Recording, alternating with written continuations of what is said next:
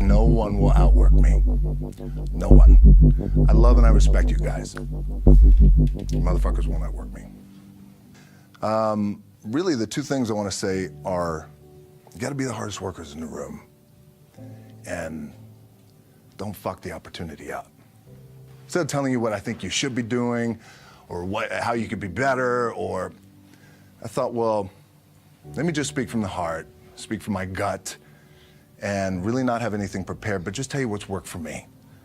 And maybe some of the stuff that's worked for me might work for you now, currently, presently, as you guys have your goals and ambitions. The first thing I would just want to say is, this idea and this notion that you could be anything you want, you can accomplish anything you want, right? We hear that. You've heard that. You can win an NBA championship, MVP of the league, you could become president, you could become governor, you could be in entertainment, you could do Charles, and you could do Shaq, you could do that, you could do whatever you want to do. You guys know that. The thing that has worked for me is to remember the hard times. So, and I'm sure you guys all have your processes, and again, I'm going to tell you what's worked for me. So before a big movie comes out, before, back in the days when I was wrestling with WWE, a WrestleMania match, anything big that would happen, I would always take a moment and I'd just remind myself, all right, I was evicted when I was 14. We were kicked off the island. We couldn't live in Hawaii. Had no place to live. A lot of shit happened then when I moved to Nashville. I was arrested multiple times by the time I was 16 years old. I gotta remember that. Before I lace up, before I get on the court, before I play in these big games, before I go to the Staples Center, where history is there, those are historic walls there at the Staples Center. I would remember that, and it allows me then to be present in the moment and understand, holy shit, the stuff I have around me right now, this is the shit that I dreamed of when I was a kid. I am here. And I played for University of Miami, played for great teams. Warren Sapp, Ray Lewis, they were my teammates. They were balling. Warren Sapp was playing tight end that time. I was starting defensive tackle. Yeah, they moved him over to D-line. And he looked at me, he's like, yo, dude, I'm gonna take your spot. I said, you ain't taking my fucking spot. He said, I'm gonna take your spot. I said, no, you ain't. We battled, and he took my spot. Now you can imagine how that fucked with me, because there goes my opportunity. He went in, switched to defensive tackle, lit the world on fire. Well, what that did, it crushed me, it crushed my dreams. I had a piss poor senior year, zero production, no NFL, no combine invite, nothing. Finally went to the CFL, Calgary Stampeders, making $250 a week Canadian. Now, I had to send that shit home to my wife at that time. Had no money. So I remember that. When I got cut from Canada, I had $7 in my pocket. And I always tell that story. So now my production company is $7, advertising agency is $7, everything is $7. So I always remember that.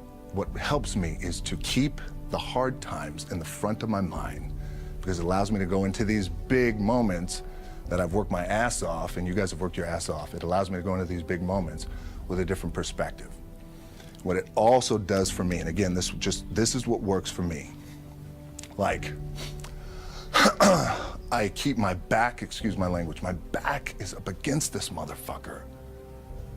Every day, it's against this fucking wall. Excuse my language, ladies in the room. But it's up against this motherfucker because it's what I believe in. And when my back is against this motherfucker, then there's nowhere to go. But that way. That's it. So I feel like this could be something, an ideology and mindset that could help you, if you look at it that way. The key for me was, where does it start? What's the anchor? What's the anchor? So I could have all these ambitions, and you guys have all these ambitions, which is great. It's important. I'll play this role, you'll play that role. I'll execute this thing, and it'll come out this summer. You guys will execute this thing during the summer, right, when it's time to really put in a lot more work.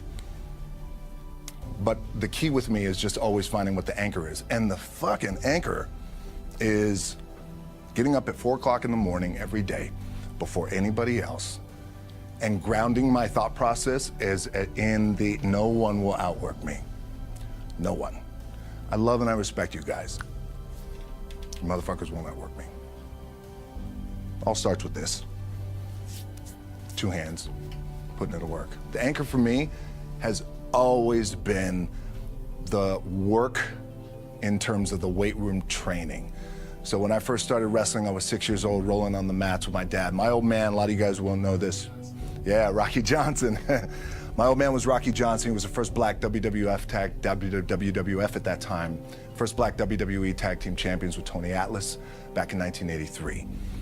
My uncles were the Wild Samoans. I come from a long line of pro wrestlers. But before the wrestling part happened, I was just in the gym putting in the work at 6 years old, rolling around on the mats. And finally, when I could touch weights at 13, that's what I was doing.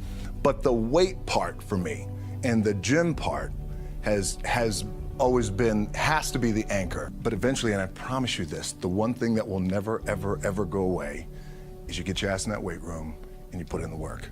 That's gonna happen when you're 30, 40, 50, 60, 70. That never goes away. You get on the court, you shoot some shots, but you're gonna wind up right back in the weight room, right? Right back in your spot. But when you make it, for me, I need this. I need this. So every day, my back is up against this motherfucker, and this is how I operate. Now, doesn't mean you don't smile, doesn't mean you don't laugh and joke, right? You're happy, I'm a happy guy. But when it comes to business, and when it comes to executing, it's up against this. And I gotta go that way. And I don't give a fuck who is in front of me. They're not gonna stop me.